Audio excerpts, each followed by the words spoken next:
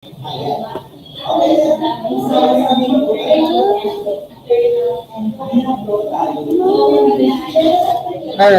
hi, good afternoon everyone. How are you? Right, so we're using, I'm using live streaming or live stream video for our contemporary world. So I'm using other platforms, for our discussion about contemporary world. So there's some discretion or there's some changes happened in Google Meet kasi, no? That there's a limit time na lang when it comes to Google Meet. We're only given 1 hour to discuss or to have a meet, have a meeting sa Google Meet.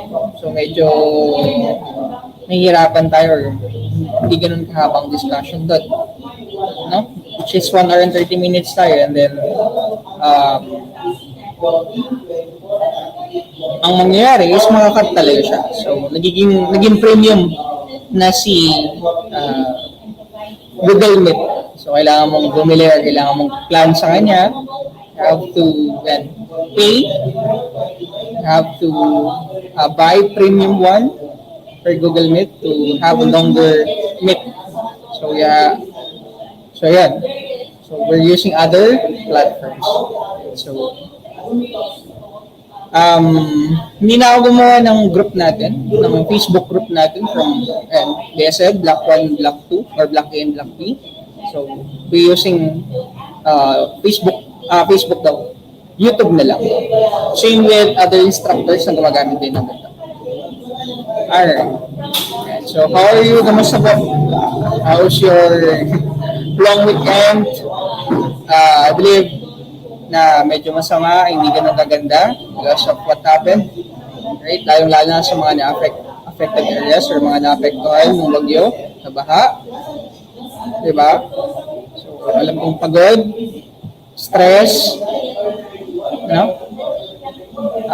syempre, stress dala nung baha and then also pagod from maglinis sa putik.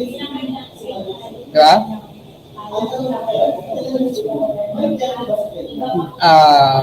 Climate change sa trend talaga. Hindi na natin maikakaila o hindi na natin maiwasan na ang Isabela ay nababaha na talaga. Hindi tulad dati, no? Na hindi ganun naman kataas o hindi naman natin na-experience yung ganun laking tubig. Diba? So, medyo ngayon lang, late to lang, 2020 or 2019, started with Ulysses. Silawin, si Ulysses, and then si Pae. Okay? So, hope na nalinis nyo na yung mga putik sa bahay nyo, natanggal nyo na, nalinisan nyo na. Alright. Okay, so start for another lesson. Hi, hey, hello. So, can comment if you're doing good and all good, sir. If you're feeling great, if you're being a bit confused, if you're holding on, and so on and so forth. Alright, so I can see your comments. I can read your comments. YouTube channel natin. Oh, okay. Alright, so another day, another lesson, another meeting, another lesson. So new lesson for the midterms. So we have 2 lessons for the midterms. We have the global migration, which is yung i-discuss natin ngayon, and the other one is the global market. So yung global market, siguro magsasend ako ng other video about it. So may site na akong nakita for it, global market. And then afterwards, try natin din, i-discuss din natin siya. No? Pero papanoorin nyo muna yung the global market. So itong discussion natin is all about the global migration. migration. Alright, so yung video na to, yung uh, YouTube live streaming natin na discussion naman is andun lang naman to sa YouTube channel ko. So hindi to mawawala, so you can watch yung mga hindi naka-attend sa klase natin ngayon or wala sa comment section, so they can view or they can watch later our discussion. Alright, global migration. So, if you were given a chance to travel, where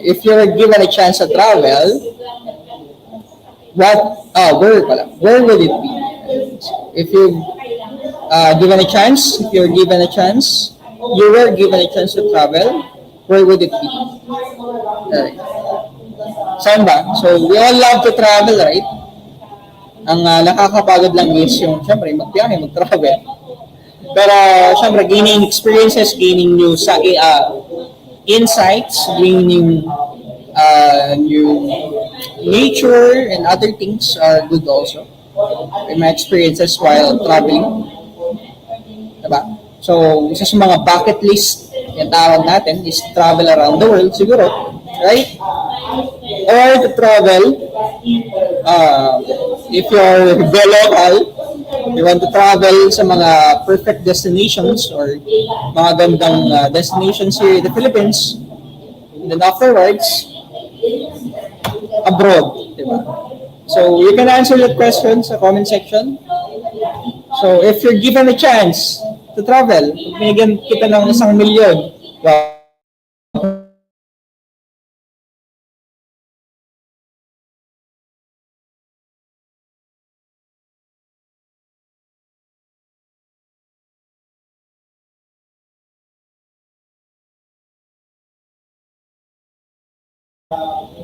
South Korea, Japan,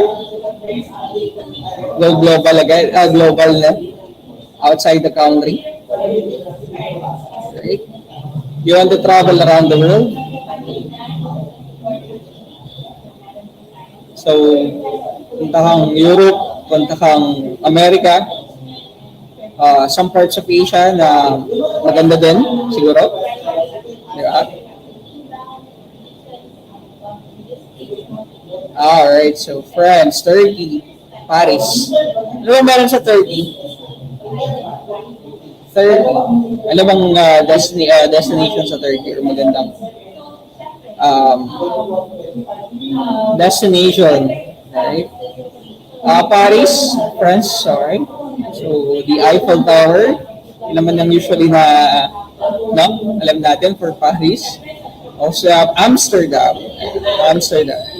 For me, I would like to go to Switzerland. No? Maganda kasi yung mga tanawin doon. Mag-sightseeing, no? So, Santorini, Hogwarts schools, witchcraft and wizarding. Alright. For here in the Philippines naman, travel around from the northest point ng Philippines to the southern part ng Philippines. So, travel. From Batanes, kung anong meron pinaka-ano sa Batanes to pinaka-baba. Bayami sa Salwag. Ay, di ko alam kung masama ang Salwag or Bayami. No? If Bayami sa nordest or northern pinaka-peak or pinaka-dulo ng Pilipinas at yung Salwag ang pinaka-south, no? Nakadulo. So marami namang tourist destination here in the Philippines, diba? Lahat ba nakapunta na ng Boracay or nakapag-Boracay, di ba? So maganda naman ang reviews or maganda naman ang destination for Boracay. Kung sa Banawe Rice Terraces, diba, sa Mountain Province, bakit hindi natin puntahan? Right? If we're given a chance to travel. Diba? Sa Palawan, El Nido, Palawan, right? Yung and some other regions here in the Philippines na alam natin na may magandang puntahan or magandang destination or tourist spot, right? Pupunta pa lang po sa Boracay. Wow! Sana all. Right na? Sana all punta ng Boracay. Okay. Right, so usually naman with travel for gaining experiences and to view the beauty of the world, right? So we have different destinations here, right? I believe it's Sakura flowers. You think na South Korea or Japan, right? Also have yung mga different destinations, diba? Beaches, mga mountaineers, mga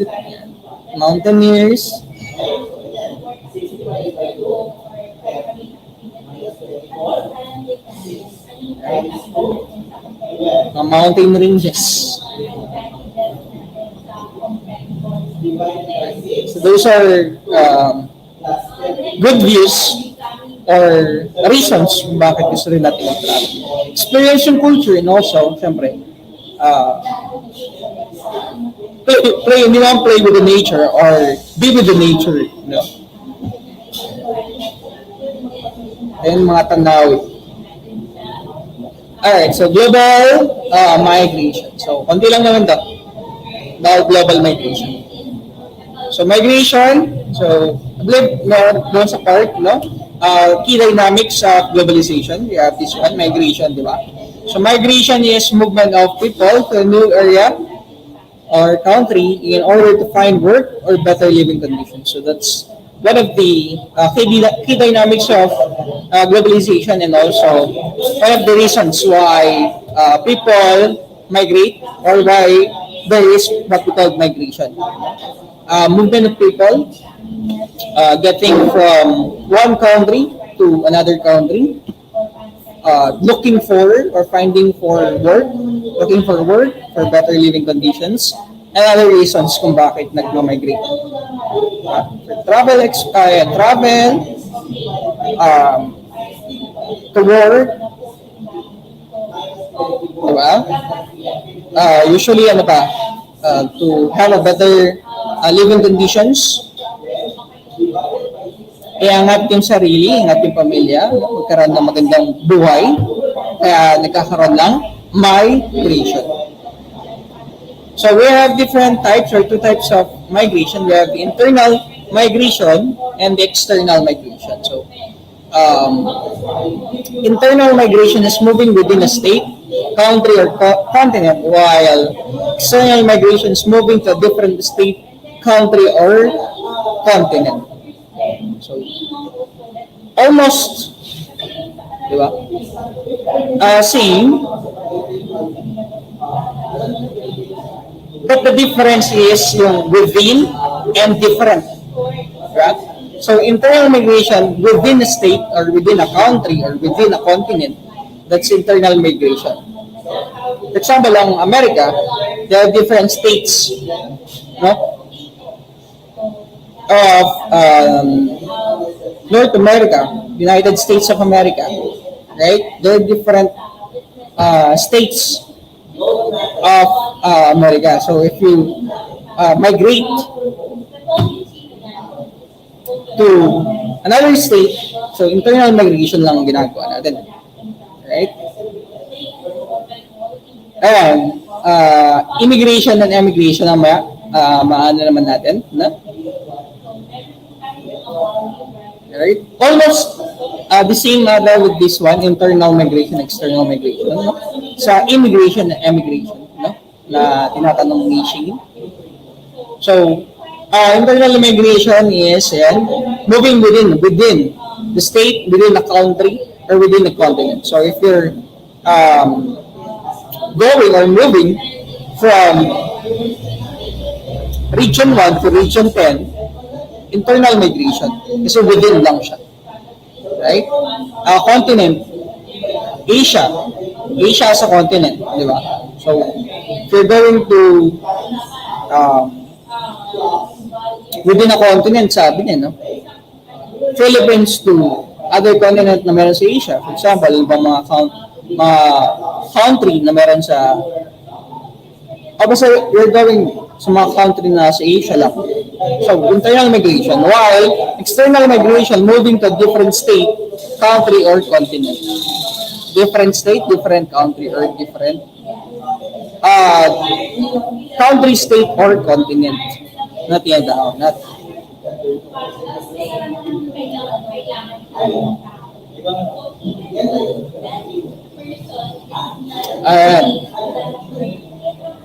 Alright, so that's the question of Shane. Emigration sa immigration.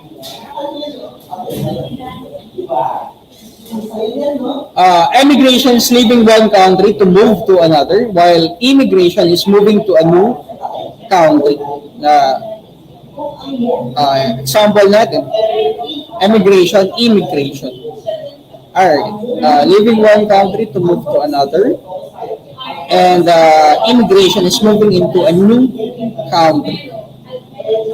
So, how would we explain that one?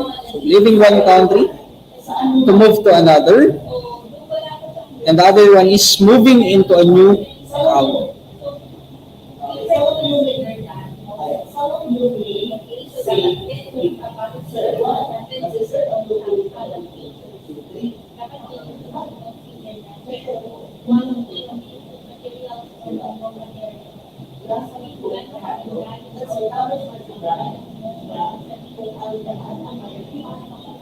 Alright, confusing na siya, no? Immigration sa emigration. So, nahin natin si emigration.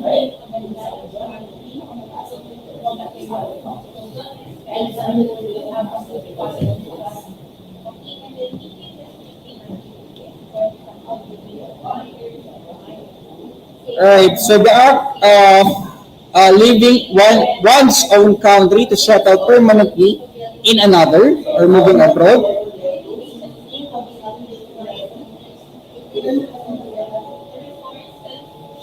Alright, so that's what we call emigration. So, ibig sabihin,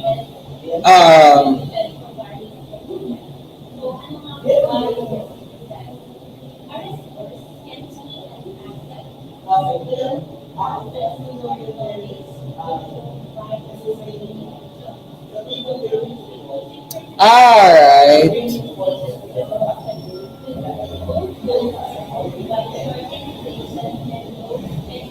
So, act of leaving one's own country to settle permanently in another country, that's moving abroad. So, we call emigration. Emigration.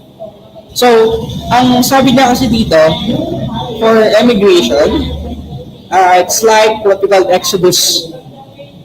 So, yung process ng paglipat mo or pag-alis mo sa isang country going to another country is what we call letter E, no? Emigration.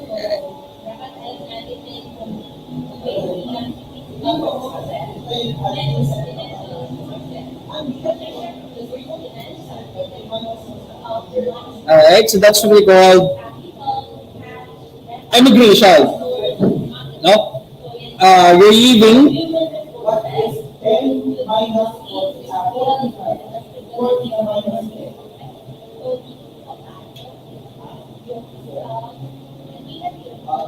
and so you're leaving your original country to going to another country. Leaving, alis ka, ibig sabihin, lilipat ka ng ibang country. So parang hindi mo na babalikan yung country na yun. Right? Relocation or process of people leaving one country to reside in another country. So people emigrate for many reasons, including increasing one chance of employment or improving quality of life. No? That's what we call emigration.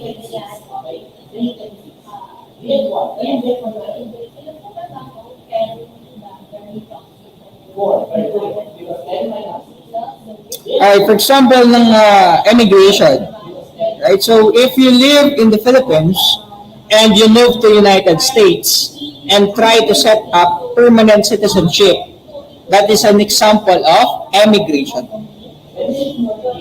Right? That's emigration.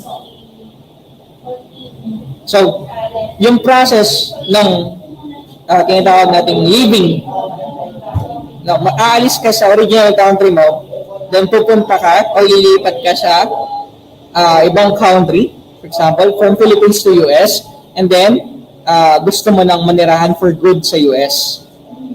Right? That's what we call emigration. So ang tawag doon ay emigrant. No? Emigrant sa immigrant na naman. So ang immigration naman is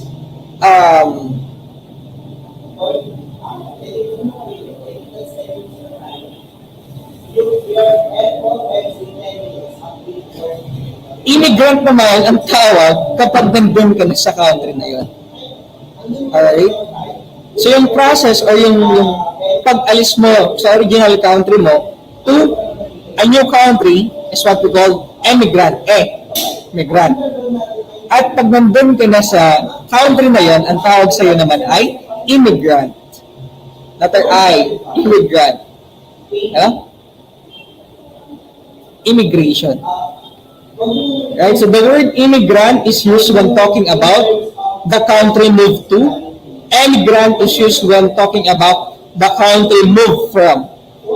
Right? Someone is an emigrant when they leave their country of origin, and an immigrant when they arrive in their new country. Right? So yung living mo or pag-alis mo sa original country mo, going to another country or new country is emigration. Pagka nandun ka na sa bansang tinitirahan mo, or sa bagong bansa na tinitirahan mo ngayon, or nagre-reside ka, that's what we call immigration. Right? So sana na nakukuha, naiintindihan na. So let's look for example of immigration. Yung kanina example natin from Philippines to United States, and titira ka na for good. So sabihin nun ay emigration. Right? Ang immigration naman ay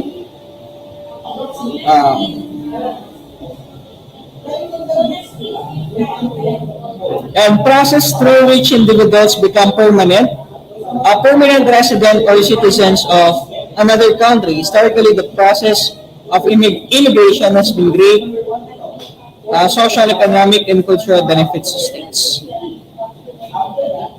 Alright, so kapag nandun ka na dun sa new country, and then ang ginagawa mo na ngayon, ang gusto mo na ngayon is maging permanent or gusto mo nang maging resident or citizen dun sa bagong country na yun. So ang tawag na dun ay immigration. Moving to a new country. Ano bang purpose sa inyong naman, no?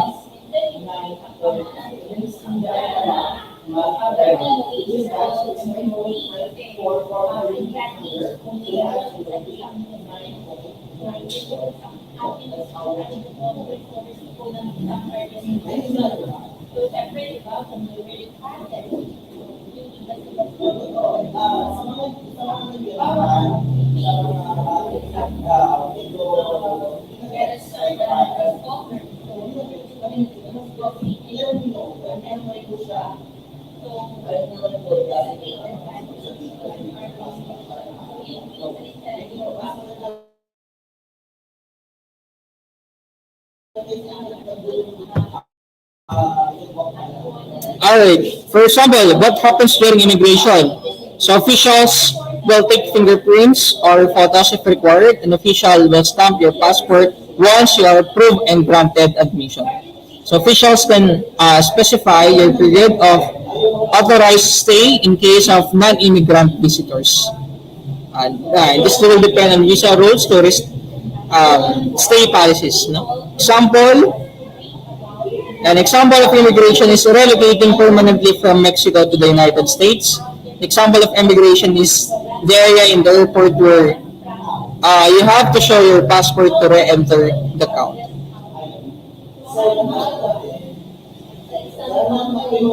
So that's the difference between emigration and immigration. So yung plan mo pa lang na lumipat sa ibang country, that's emigration. Pero pagka nandun ka na sa isang country na yun, gusto mo nang mag-reside, it's what we call immigration. And so that's the difference between. Kaya yes nga, nakakalito or nakakawindang ang pagkakaiba ng emigration sa immigration. Right? Alright, so types of people who migrates for migration. So an emigrant is a person who is leaving one country to live in another. So yung process pa lang, no? Example, magtatrabaho ka to ibang bansa. So emigrant, leaving the country to live in another. Right? So an immigrant naman is a person who is entering a country from another to make a new home. That's an immigrant. So a refugee naman is a person who has moved to a new country because of problem in their former home or former country. Like for example, yung sa mga Afghanistan, di ba, na pumunta, mga refugees ang tawag doon. So nung World War II, yung mga Jewish people na pinapok sa Philippines, they're what we call refugees, no? Kasi nagkaroon ng problem sa country nila. So, yun yung nabanggit natin kanina. Person who's leaving from one country going to another country, it's what we call emigrant. So, yung immigrant naman, person who is entering a country from another to make a new home. That's what we call immigrant.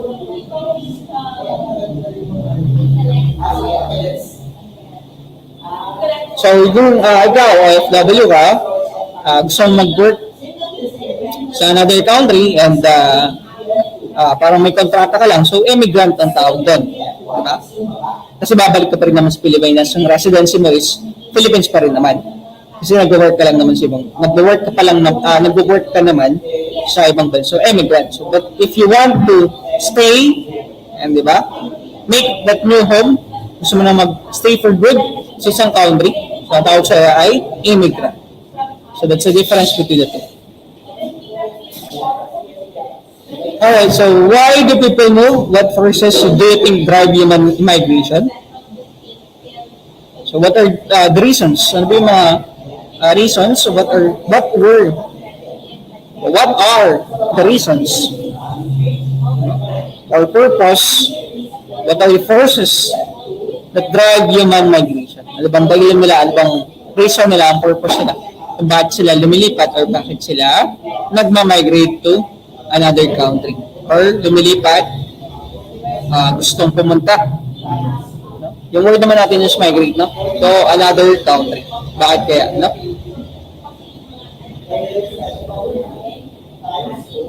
Alright.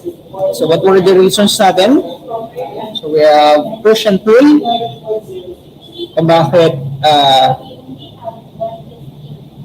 nagkakaroon ng migration.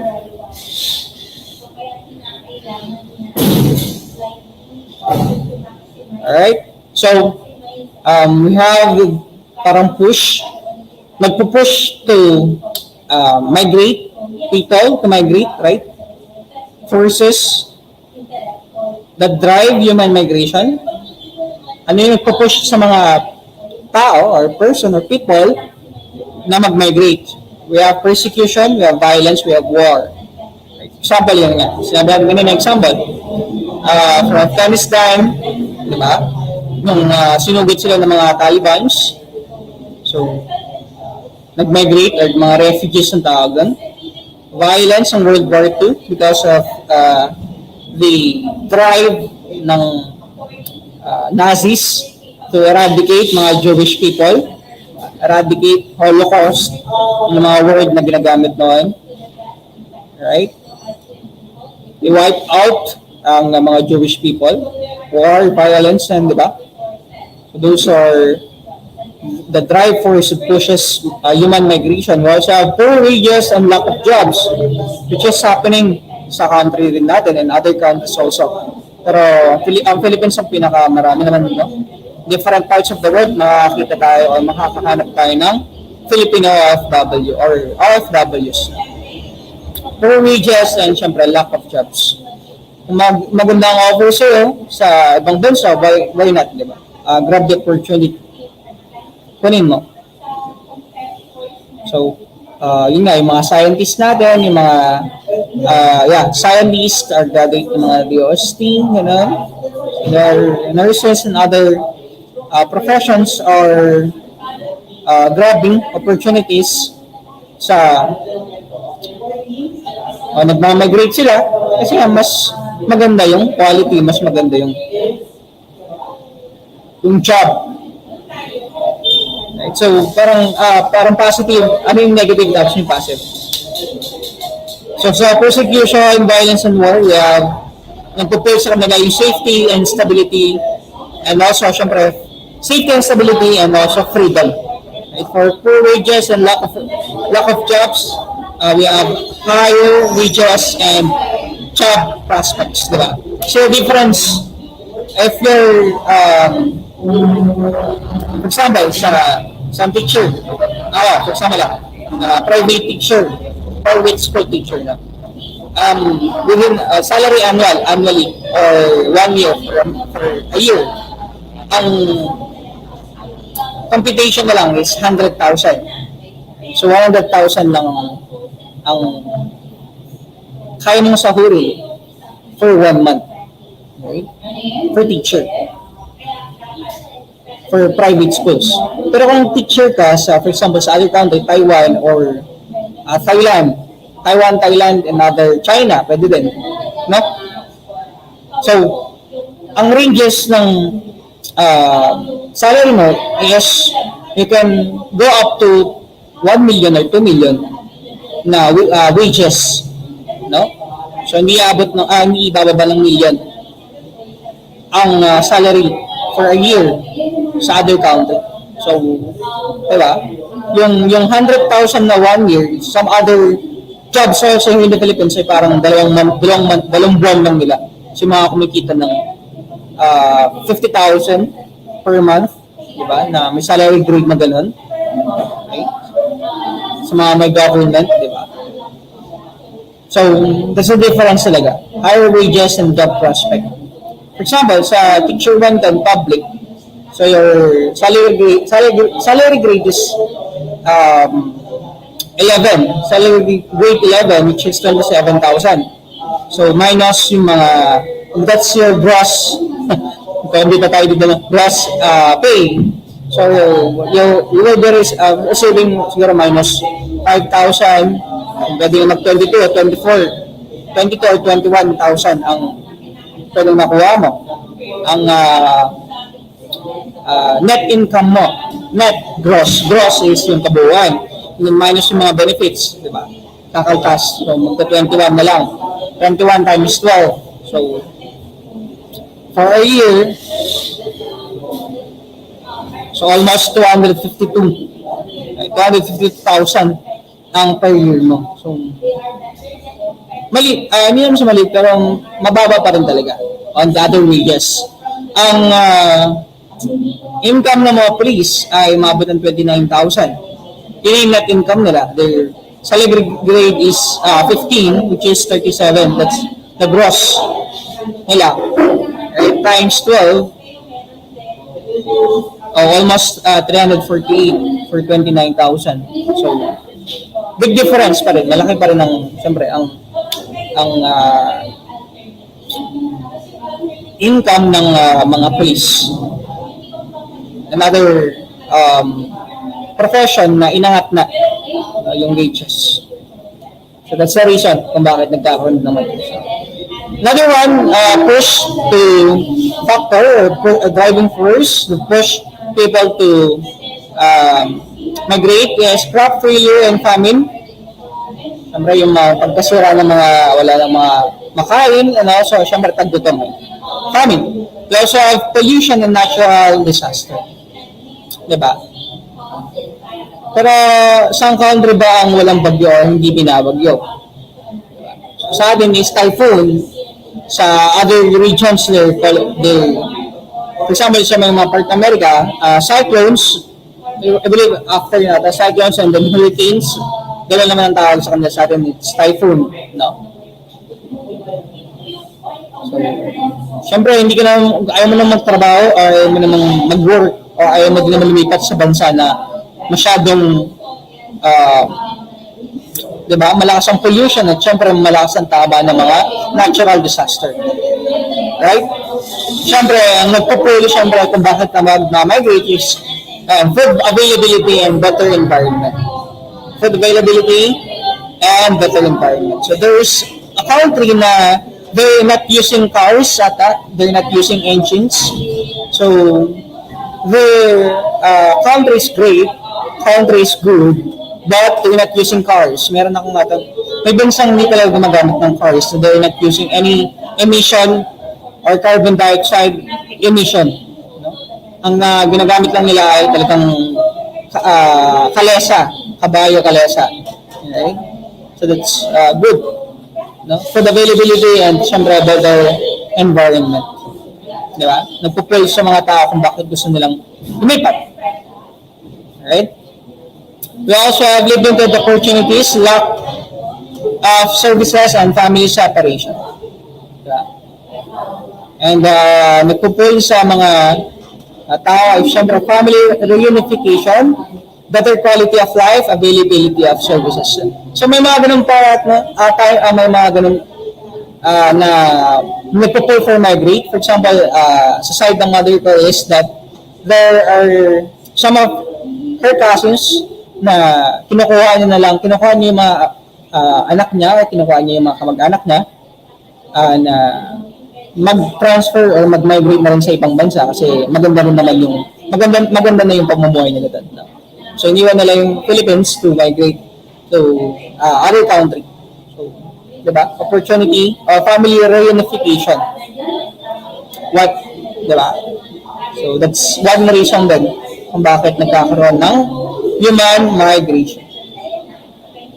Right? Push, parang ito yung negative side and the pull or the positive one. Diba? Kung bakit nagmamigrate. Push and pull. Push. Pagka pinush mo, para mas umangat, pull mo. Push and pull. Push siya, ito ang pull. Push, pull. Baka hindi nyo naman ang difference ng dalawa. Next one, we have the effects of global migration. What are the different effects of global migration?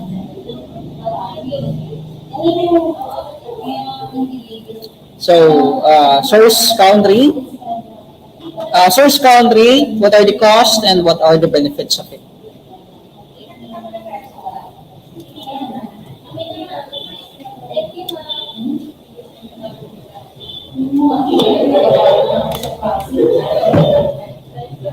Which is happening, right? Itong yung costs and benefits ay nakikita natin yung difference na to sa country natin. So, sa our country and also other countries. So we have cost dun sa original country or source country. Loss of adult labor force and skilled talents. Di ba? So yung mga professionals natin, is nawawala talaga. Yung mga magagaling natin professionals, magagaling nating mga scientists and other professionals ay nawawala, nako-cost, nalolost ng source country or ng original country. You know? For example, yung our president is persuading our other professionals nung pumunta siya sa ibang bansa na please bumalik na kayo sa bansa natin, di ba? So, kasi loss of adult labor force and skilled talents. But the benefit of it is it reduces unemployment rate. Sabi niya, yun yung benefit niya. But, other way around ang nangyayari, no? Unemployment rate is medyo mataas pa rin yung unemployment rate ng bansa natin kahit na marami ng labor force ang nawawala or skilled talents meron sa bansa natin.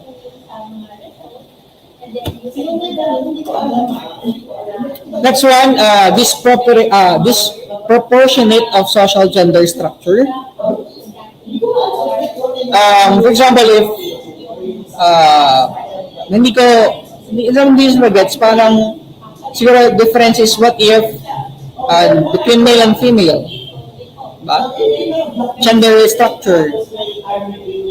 Ano yung kabuuan? So how many tama. What is the percentage of OFWs ng lalaki? At what is the percentage na meron sa babae? Yung mga OFWs. Diba? So, pagka maraming babaeng nawawala, maraming lalaki na mangyayari ngayon. So, this appropriation of this proportionate social gender structure. Parang, ang Philippines is 1:7. If I'm not mistaken, yun pa rin ang proportion ngayon. 1:7. 1 male, isang lalaki, 7 babae. That's the proportion. If I'm not mistaken. No? So the benefit is home remittances can drive local economy. So non-returning migrants and retired migrants impact on social cost. And returning migrants bring new skills to home country. That's also a good or benefit to source country and policies on developing resources.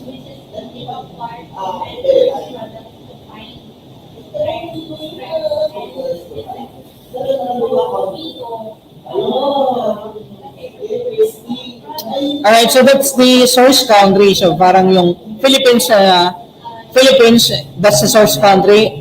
Ano yung cost na pwedeng mangyari sa country na yon at ano yung benefit sa country na yon. So yung mga OFWs natin. Next one naman is the destination country. Nung mga OFWs, ano yung cost and ano yung benefits ito.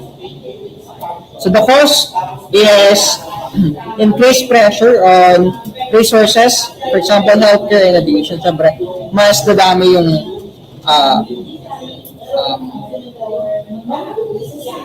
tao sa bansa nila. Diba? So parang yung resources kasi may tinatawag nating scarcity. Diba? Right? Kakulangan ng resources hindi naman sa isang bansa infinite ang resources. So there's what we call the scarcity of resources. So there will be an increased pressure on resources. For example, the healthcare and education. But the benefit is that skill gaps filled and reduced labor costs. So other one, an over-dependence of migrants in industries. For example, constructions in UK, right? Over-dependence. So, sabihin yung country na yun ay yung native na tao ng bansang yun, hindi sila marunong sa company, sa construction. So eventually, kaya sila lang kuha ng ibang tao for them to work sa construction. So yun ang problema. But if wala na silang makuha, mangyayari? So hindi matatapos yung mga construction o hindi matatapos yung mga infrastructures, yung bahay na pinapagawa nila or other construction na gusto nila. So understanding of other cultures in a multi-ethnic society. And loss of cultural identities, ethnic segregation, migrant-dominant areas. Alright. Yun yung cost also, no?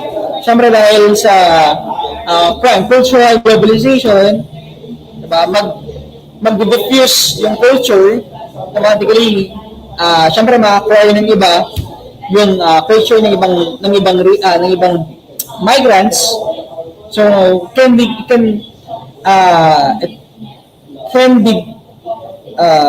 it can result to loss of cultural identities. So, and then also migrant dominant areas. For example, sa atin, di ba, nagkakaroon minsan ng for example, sa US, may mga China base, di ba, may parang Chinese born village, gano'n. Same also with the Philippines, may Chinese area tayo, village, for example, sa Binondo. Okay. So, influx of new cultural experiences or services. For example, Turkish bath, ethnic retailing, or food outlets. So, Sino kanina yung gusto sa Turkey? And Turkish, siguro yung gusto mong experience na paano ba yung Turkish bath? Na parang paliligaw ng Turkish bath. No? We also have common remittances. The benefits of it is cost of retirement transfer. And that's all. Alright, so that's what we call the global migration. So simple lang mo talaga. No? Hindi naman complicated at hindi rin marami ang discussion natin for global migration. So there's a difference between destination country and syempre yung source country. What are the benefits or what the effects of global migration sa source country or sa original country mo at syempre dun sa destination country. Alright, so that's it po. Our discussion for the global migration. Alright. So, we'll continue our discussion. So, you have other questions, so we'll answer it next meeting. So, we'll try also na alternate or gawin natin na tama. Mag-Google Meet pa rin naman tayo. So, next meeting, we'll continue our discussion about global market naman na tayo. Dinagdagan lang natin yung knowledge natin about migration. Ano? Doon sa key dynamics.